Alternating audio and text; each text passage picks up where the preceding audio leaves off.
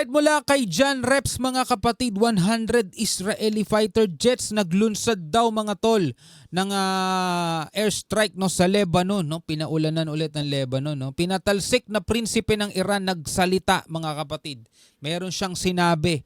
Yan ang ating aalamin ngayon. Bibigyan natin ng reaction video, commentary, opinion, criticism at kung ano-ano pa. Pero bago natin to simulan, huwag mong kalimutan mag-subscribe dito kay John Reps. Nakalagay po ang link sa ibaba. At kung bago ka pa lamang dito at gusto mo yung mga ganitong klaseng reaction video and commentary, huwag mo rin kalimutan mag-subscribe. Click mo na rin ang notification bell para ma-notify ka pag may mga bago tayong reaction video tulad nito.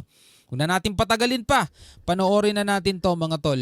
Para malaman ng buong mundo ang totoo, ang pinatalsik na prinsipe ng Iran ay nagsalita na at sinabing hindi ang totoong Iran ang pasimuno ng gyera, kundi ang Islamic regime o mga teroristang grupo sa Iran na hindi nila kayang labanan. Alamin ang buong detalye mamaya. So alamin natin yan mga tol. Ang nagsasalita o ang nagsalita is yung pinatalsik daw na prinsipe ng Iran.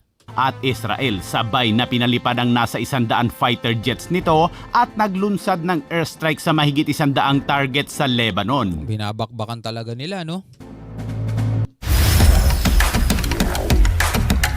Grabe, tumitindi ang labanan. Kahapon, October 7, ang unang anibersaryo ng paglusob ng teroristang grupong Hamas sa Israel. Bilang pag-alala, ang mga Israeli ay dumalaw sa mga lugar kung saan tinodas ng mga Hamas ang kanilang mga mahal sa buhay. Ito yun yung surprise, di ba? Nakasakay sa parachute, galing sa himpapawid, di ba? Mga tumalon, nakaparachute sila, pagbaba nila parang pinagtitira nila lahat yung may mga nagpa-party, di ba? Ng mga Israeli, mga tol. Naaalala ninyo yung nangyaring yun? At kabilang sa mga lugar ay kung saan ginanap ang music festival na nilusob ng Hamas. Yon, yung music festival. Meron siyang music festival noon, parang nagpa-party mga kapatid. Tapos biglang nagdatingan yung mga ano na yon. Doon nagsimula no, kung naaalala ninyo. Tapos labanan na mga tol hanggang ngayon. At walang awang pinagbabaril ang mga sibilyan. Very hard for me because this is the place that my brother got murdered, and a lot of people also, even 4 of his friends. This is his picture with all his friends that's murdered here. Yes. Mahigit 400 sibilyan ang tinodas ng mga Hamas. Dami. At sa pagbisita ay pinatugtog ng mga Israeli ang isang musika na sinasayaw ng mga Israeli noon bago sila mawala sa mundo. Nung music festival, ito yung sinasayaw nila, no? Bago biglang nagsidatingan yung Hamas at pinagtitira sila. At habang pinapatugtog ay bigla itong pinatay kasabay ng maikling pananahimik.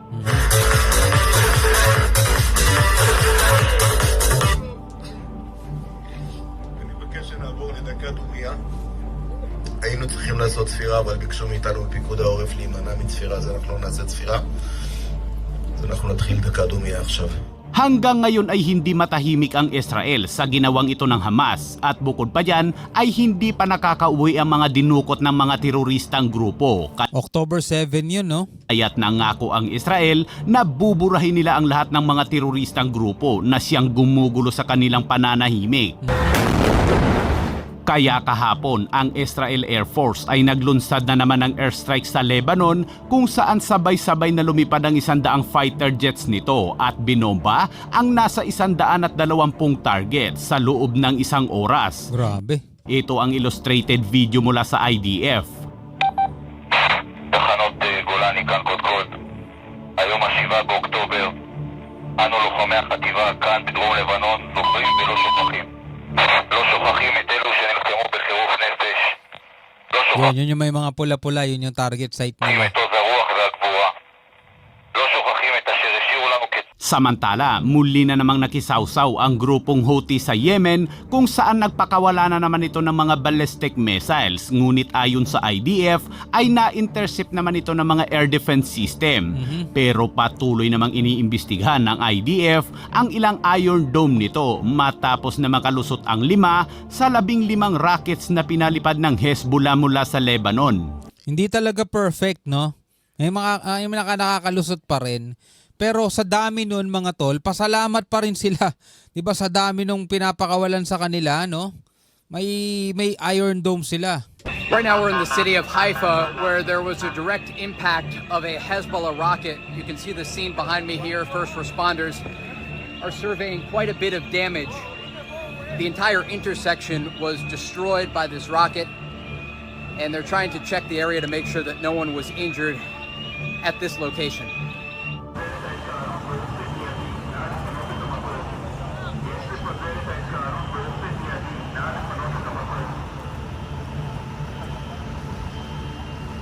You can see that first responders have roped off the area. They want to make sure that the Hezbollah rocket has fully exploded. They have disposal teams on scene right now, and there are quite a bit of emergency crews in this area, firefighters and EMS. A number of people were injured and taken to local medical facilities, at least one shrapnel injury, according to initial reports. Nagbabala naman ang IDF sa mga sibilyang Lebanese na huwag munang lumapit sa dagat para mangisda o mamasyal sa tabing dagat sa southern Lebanon dahil ang Israel Navy ay malapit nang magsimulang gumana sa lugar. Ito ay para sa kaligtasan ng mga sibilyan habang ang Israel ay nagpapatuloy sa kanilang opensiba laban sa Hezbollah.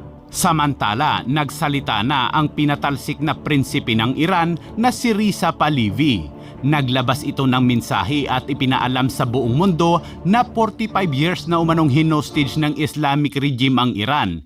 Ito ang mga militanteng grupo sa Iran na naging hari sa kanilang lugar sa loob ng 45 years sa pamumuno ni Ali Khamenei kasama ang Iran Revolutionary Guard Corps na hindi umano nila kayang labanan. Mahabang panahon umanong nanahimik ang totoong lider at mga mamamayan ng Iran.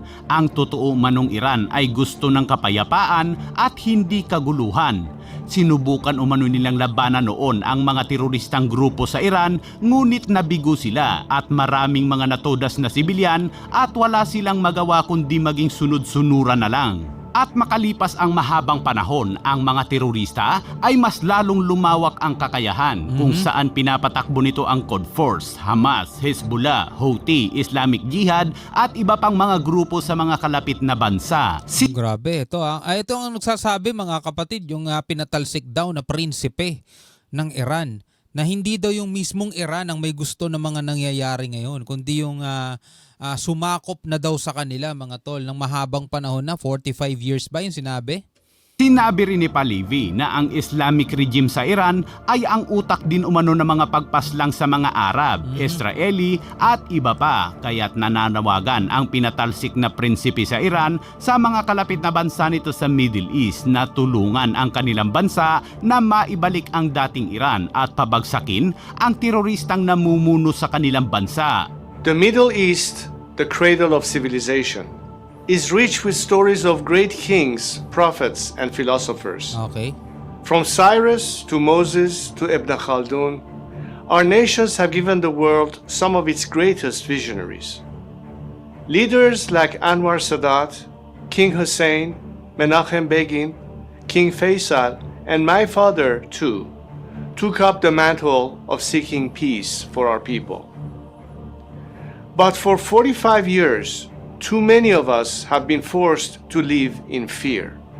Fear of the next terrorist attack, fear of war, fear of economic instability, fear of nuclear blackmail. That's because 45 years ago, my country was taken hostage by a radical regime that seeks not only to keep my people in chains, but to export its revolution to your countries and your people. The regime in Tehran is responsible for the deaths of hundreds of thousands of innocents, Iranians, Arabs, and Israelis, Christians, Muslims, and Jews. It facilitated the October 7th attack. It fueled sectarian conflicts in Syria, Iraq, Lebanon, and Yemen. It is trying to unseat the Hashemite kingdom and delegitimize the custodians of the two holy mosques. It uses Palestinians as human shields. And now, it has brought our cradle of civilization to the cusp of regional war. And so today, I come to you with a message. This is not the Iranian people's war. It is Ali Khamenei and his regime's war. The tyrant in Tehran couches his warmongering in Iranian nationalism. But he does not speak for our nation. The crimes his regime has committed against you, our neighbors, are an affront to Iranians and our values. For us Iranians, pride in our nation and love of our country do not come at the price of hatred, antagonism, or chauvinism.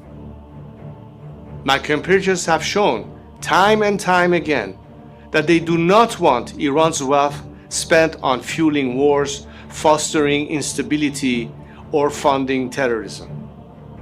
Iranians are not your enemy. It is the Islamic Republic that is our common enemy, the enemy of all peace-seeking people in our regions, whatever nation they come from or whatever faith they practice. So I say to you, our friends across the Middle East, our region deserves so much better. But in order to succeed, first, this regime that has held us hostage for nearly half a century must go. The Middle East is all too familiar with turmoil and upheaval. So I know you might fear change will bring chaos, but fear not. We will not allow a power vacuum to follow the collapse of this regime. There is a vast coalition of patriotic Iranians at home and abroad ready to step in to serve our nation and make peace with our region. I have told my compatriots that I will do my duty. I will step forward at their call to oversee this peaceful transition to democracy and Iran's return to the community of nations. Peace is neither a relic of history nor a distant dream. It is a promise we owe to ourselves and our children. And together, we can make it a reality. Alright mga kapatid, ito ang mensahen to ay mula dito sa pinatalsik daw na prinsipe ng Iran. Ang sinasabi niya, hindi daw ang Iranian people ang may gusto ng mga kaguluhan na to, kundi yung regime na naghahari daw doon sa kanilang bansa na hinostage sila ng almost half a century o 45 years mga tol. Grabe. Ikaw bilang isang tao at bilang isang Pilipino, ano ang masasabi mo dyan? Comment ka na lamang sa ibaba. Hanggang sa muli mga tol, ako nga pala si Shobaldi. Peace out.